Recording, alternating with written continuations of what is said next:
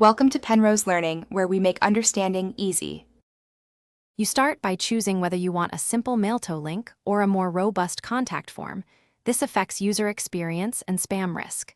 Open the page HTML where you want the link.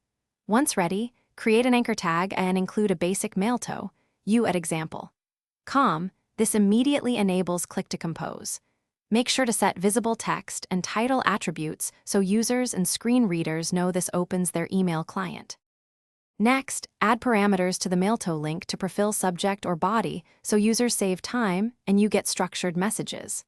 For example, append subject equals order %20 inquiry and body equals hello %2c %20, I %20 have %20 a %20 question. Once done, consider target and rel attributes if you want it to open in a new tab. This improves navigation. Also make sure to URL encode special characters to prevent malformed links and test characters like ampersand or plus signs. Finish by improving accessibility and reliability. Add area labels and visible fallback text so users without mail-to support can still contact you. If mail-to fails on some devices, offer a contact form or copy to clipboard button. This reduces lost messages.